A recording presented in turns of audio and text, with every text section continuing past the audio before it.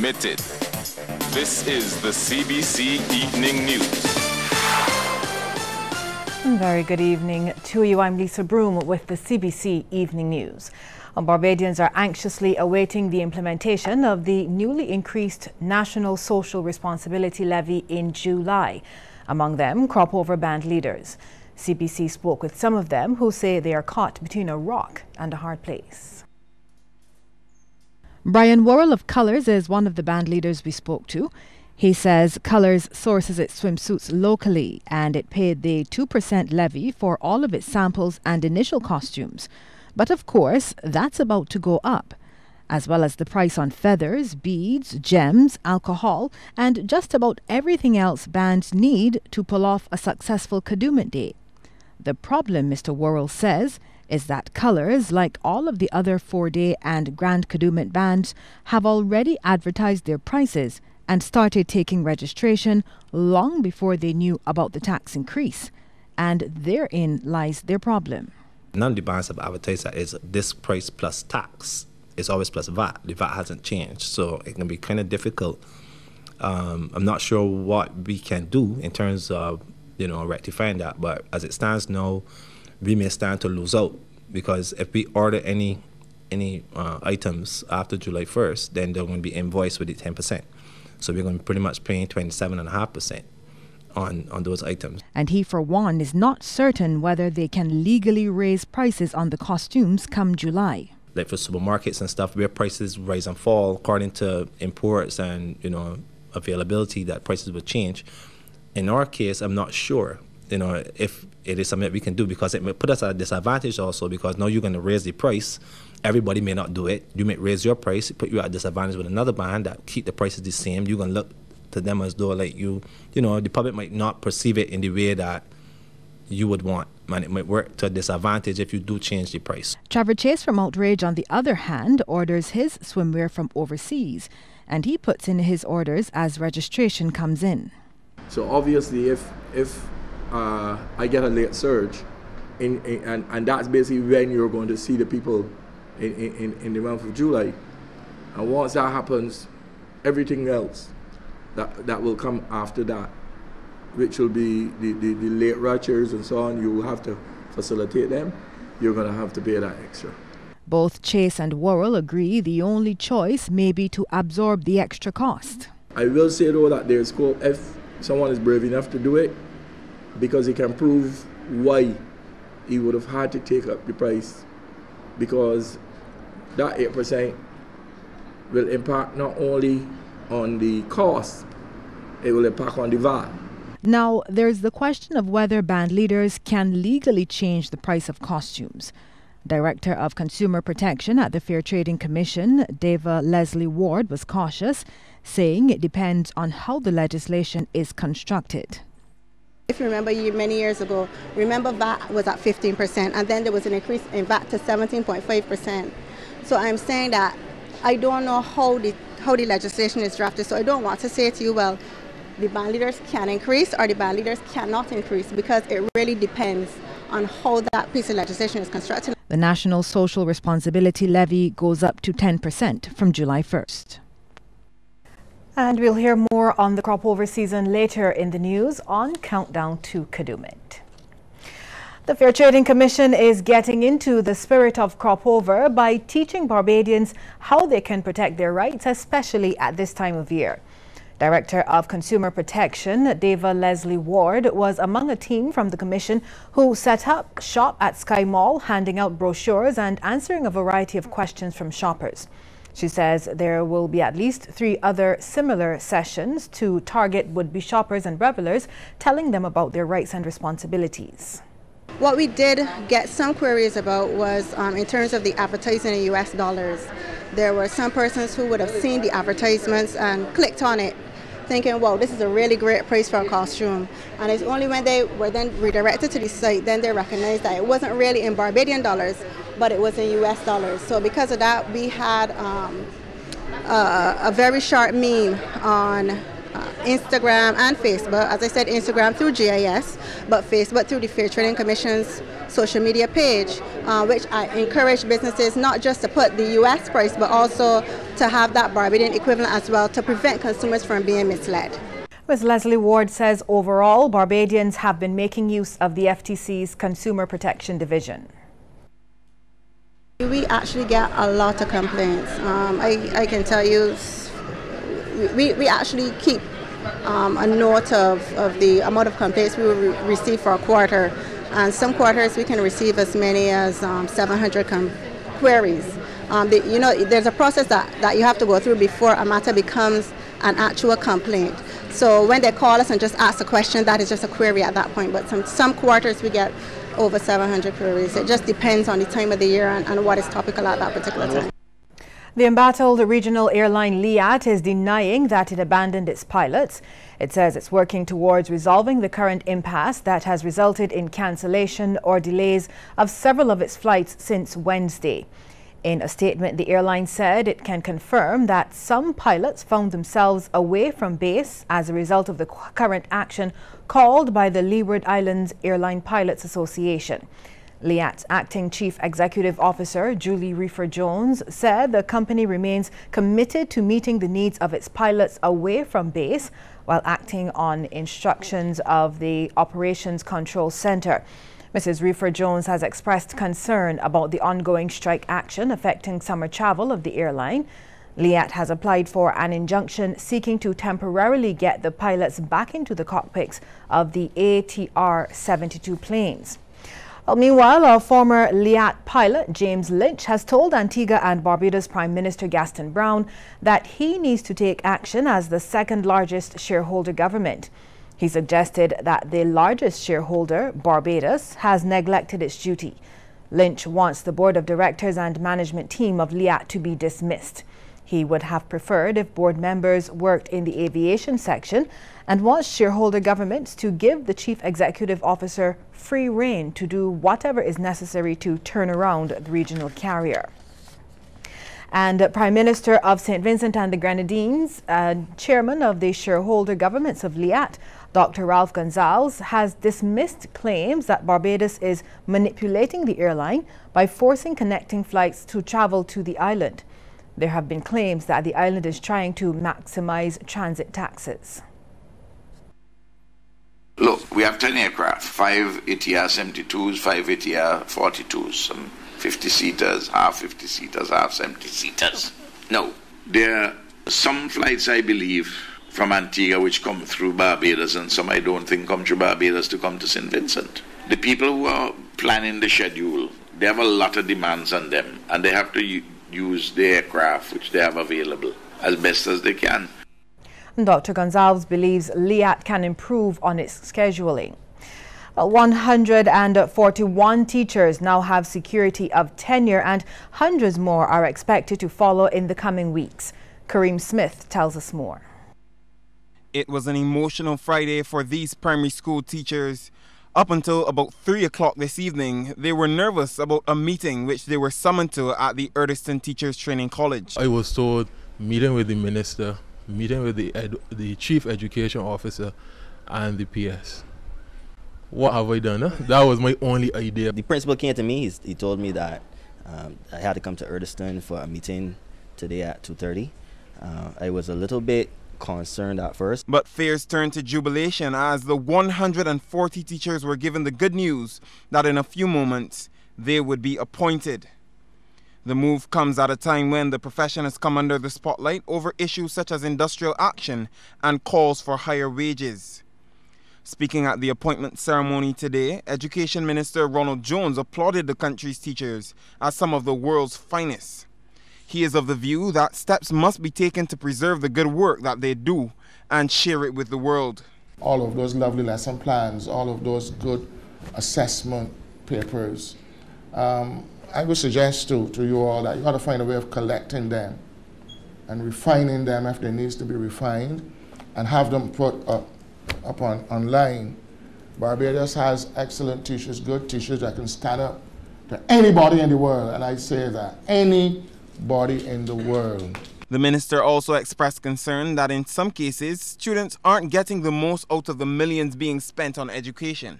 No one left behind must be the words of choice for our children. Too many still of our children are not getting the full benefits of the qualities that you have.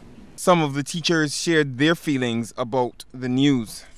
I come to work every day, I do what I have to do, but it's just to know that I have the extra security now.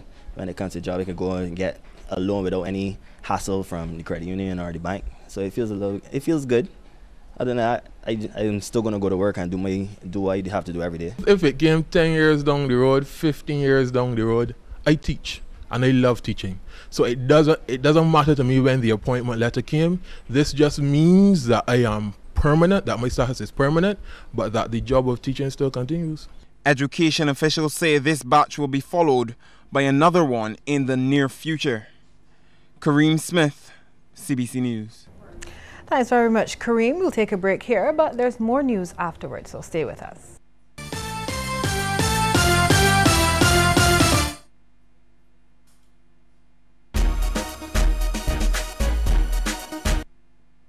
Don't let your data experience slow you down. Step up to Digicel, Barbados' fastest 4G network, more than twice as fast as the slow network. Get more with Digicel.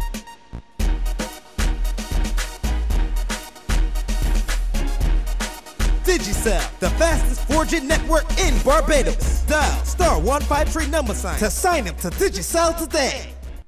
Your insurance payment doesn't have to be a burden. At Beacon, we're happy to help finance your premium and spread your payments over 9 months so that it's easier to manage. Call 436-6200 or log on to beacon.co.tt. Are you positive? You are negative. HIV free. Are you positive? You are negative. Get tested and see. Are you positive?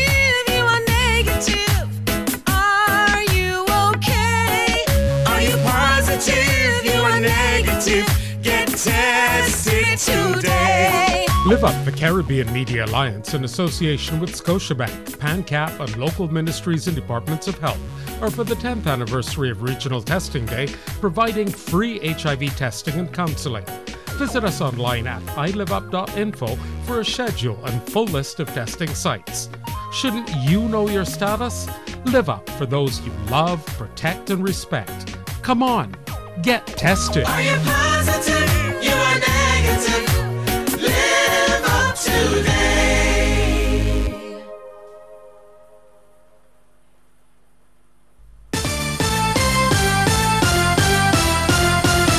The island's National Youth Parliament today zeroed in on the issue of mental health during debate in the Senate. Newly appointed leader of Government Business and Youth Prime Minister Graham Bell noted that at least 20% of young people have mental health issues. He also expressed concern about the number of mental health officers available to serve the population. If in 2007 there were 212 persons working in public mental health facilities and private practice, and there were 4.08 psychiatrists per 100,000 persons in our island. Why is it that in 2017, 10 years later, there has been no change with respect to the latter? And we are still currently working with 10 practicing psychiatrists on the island. Meantime, leader of opposition business in the Youth Parliament, Crystal Hoyt, also agreed the youth face several issues. She, however, believes ironing out grey areas in legislation would make it easier for some of the youth to get help. At 16 years old, a female can engage in sex, bring a life into this world, and if that female suffers from postpartum depression, she has to ask a parent to access mental health facilities, because you cannot access any type of medical care under the age of 18. So a parent has to ask their parent, to go to the doctor after suffering postpartum depression. Ain't that a shame, madam? It starts with legislation. 4 schoolgirls are now on a strict curfew while another is in custody at the Government Industrial School. This after they appeared in the District D Magistrates Court yesterday before Magistrate Ian Weeks. The girls, 3 of them 15 years old and 2 14, are jointly charged with the May 17th beating of a Leicester Vaughan student. 4 of them pleaded not guilty to the charge and were granted $500 bail each. They were ordered to return to court on August 10th. The 5th student, one of the 15-year-olds, pleaded not guilty and was remanded to the Government Industrial School until June 12th.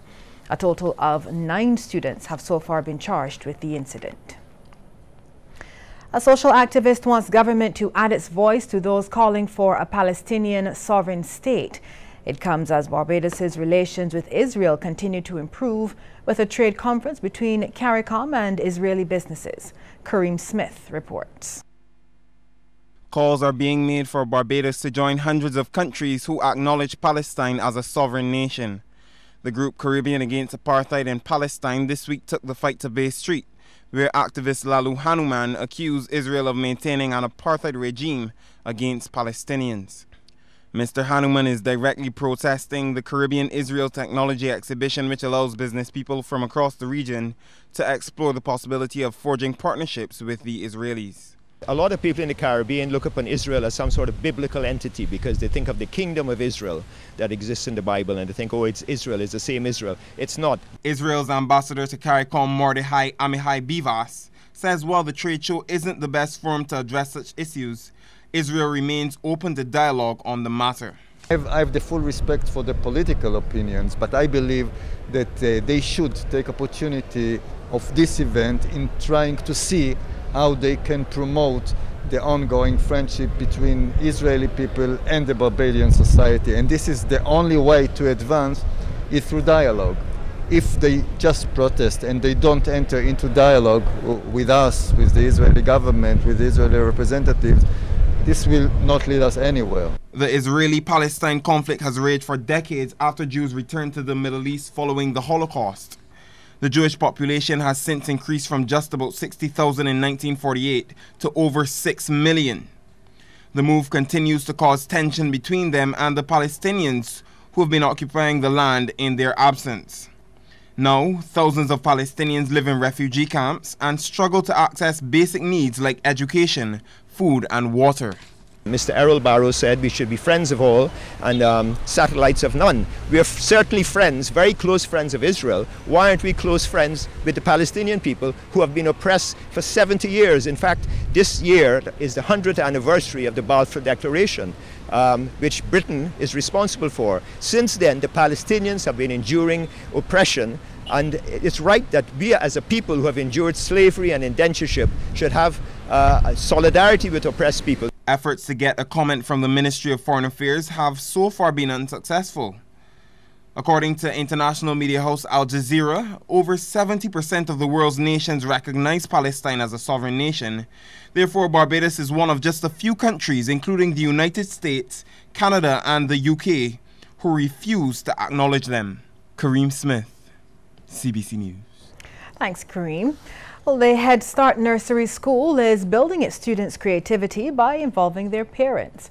The school's principal, Neville Heelis, says parents and their children constructed animal projects from discarded, reusable and recycled materials. He was speaking at the school's open day.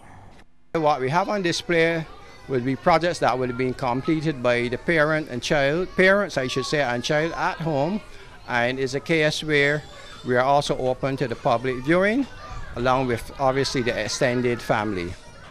Words originating in the Caribbean are just as important as those derived from the US or the UK. That's the view from research fellow in lexicography at the University of the West Indies, Cave Hill, Dr. Jason Siegel. The lexicographer says the Caribbean must start to acknowledge the importance of its language. Dr. Siegel was speaking at a conference for the Dictionary Society of North America held at the Accra Beach Hotel. People here generally feel like dictionaries are things that you use to understand words from other places, rather than things that you use to understand your own words better. I can do that as an American. I've got plenty of dictionaries for that. In the Caribbean, that's a lot more restricted. Still to come, we'll take a look at some of the big stories across the region. Have you or someone you know been diagnosed with diabetes? If so, it is important that you know about Glucerna. Glucerna is a nutritional supplement for people with diabetes and contains Carb Steady, which helps minimize blood sugar spikes. Manage your diabetes with Glucerna. Glucerna, nutrition for people with diabetes, designed for you. Beautiful Barbados and 4D Entertainment welcome you to the Flow Soca on the Hill, Sunday, July 23rd, 2017, where the mega stars of Crop Over 2017 assemble with the Caribbean Stand, Patrice, Skinny Fabulous, Ricky T, Orlando Octave, and Ultimate Rejects to bring you the world's greatest soca party, the Flow Soca on the Hill. Let's gather the people.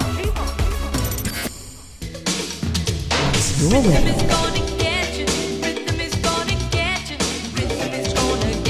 94.7 FM, the rhythm of life.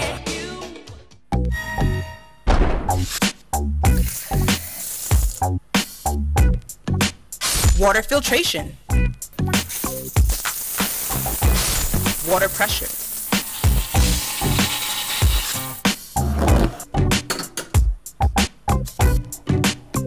Fire extinguishers.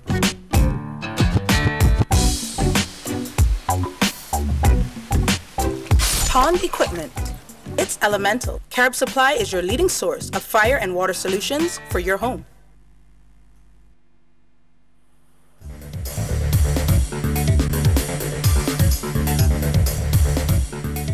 The Guyana government is saddled with a massive debt surrounding the Marriott Hotel, which was opened back in 2015. We get more in this Royden James report. The Marriott Hotel was a flagship project of the People's Progressive Party Civic.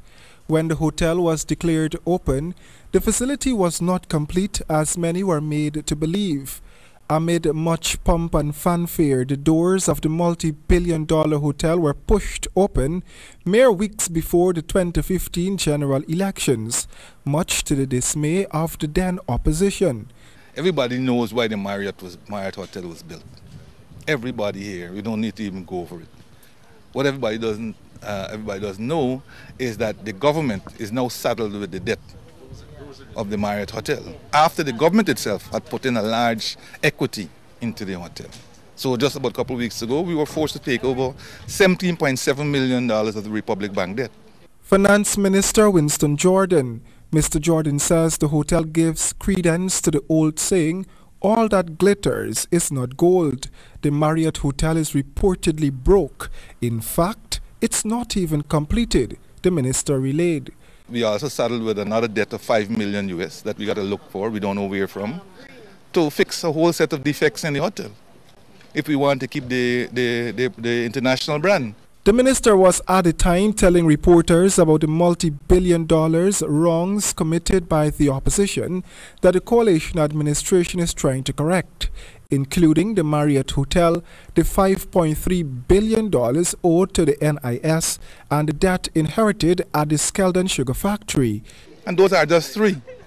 Just three of the multi-billion-dollar mistakes that we are correcting that the other former last two regimes did.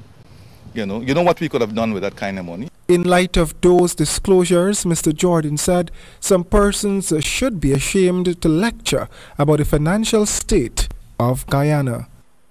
Over in Trinidad and Tobago, a faulty ferry service has left Tobagonians believing they're on the brink of a crisis. Domestic tourism is down by over 50% and small businesses are having a hard time sustaining themselves due to issues on the sea bridge. Akash Samaru has more. Now, tourism is the lifeblood of this economy, but it seems as if one of its best features can't compensate for the frustrating journey to get here. I mean, it's Friday, and just look at Stobie. On average, on a day-to-day basis, we'll do 2 trips. Each trip would consist of about 70 to 75 persons.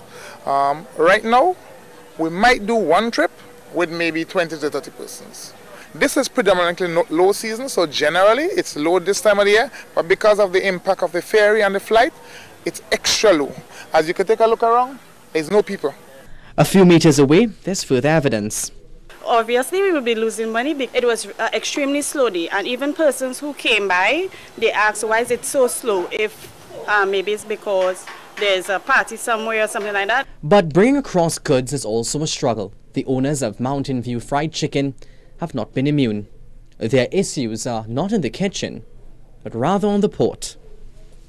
Sometimes you come down here with chicken and thing, and you gotta go back home with the chicken because it will spoil because it's at a steady for a certain amount of time now. And the ice melt out and you gotta go back home. Sometimes you get spoiled and thing on you. 20,000, 30,000 and you get something chicken. Sometimes make you either close down business and thing. With the hotel, tourism and business industries on the decline, many Tobagonians feel as if they are bordering a crisis. It's bad. It's very bad. The other day I was telling somebody, seems like we're getting like Venezuela just now. In Dutch St. Martin, one man was shot, another sustained a minor injury, and 2 others were nabbed after robbing a bank this morning. According to initial reports, the men smashed Scotiabank's entrance security glass door and took an unspecified amount of money from the bank. The incident took place around 8:30 now. Scotiabank security officers and staff managed to sound the alarm and alert police that a robbery was taking place. The suspects then got into a getaway car and drove off. Off-duty police officers and Coast Guard members gave chase, opening fire. The men were reportedly heavily armed. The men abandoned the vehicle and tried to escape on foot, but one was shot by the officers. All 4 were arrested and the wounded man was transported to a medical center for treatment. In just a moment, we'll give you a peek into the world of sports. But before we get to that, here's a tip from Cooperators General Insurance. This tip of the day is brought to you by Cooperators General Insurance Company Limited. Insurance the